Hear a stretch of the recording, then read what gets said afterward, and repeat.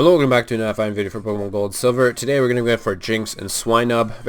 They don't go well together, but they're found in the same area and they have good encounter rates.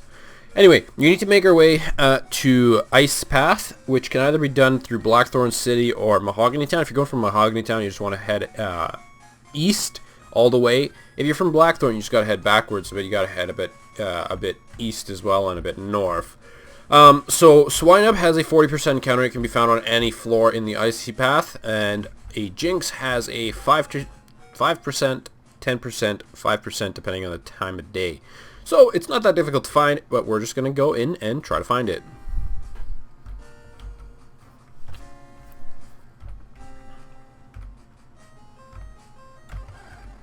There we go, we found Swinub.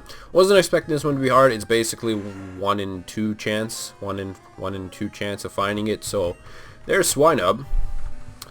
And evolves into Piloswine. You don't see many of them because it's a kind of a slow Pokemon, and especially for being a ground ice type. Most people, again, have their teams set up at this point in the game, while others who don't yet aren't necessarily going to use a slow Pokemon that has very how you call it, powerful weaknesses, has very weak weaknesses. It's weak to fighting, and fighting really messes it up, and as it can't really outspeed many things, it becomes a little difficult to use it. But anyway, we're just gonna go for Jynx really quick.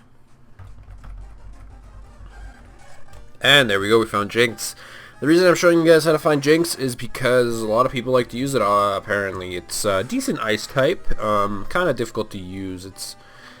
It's you know, if people like it, they're going to use it. It also comes in handy for breeding. I think it mixes in with a few egg groups, which when you're doing shiny breeding, it comes in handy.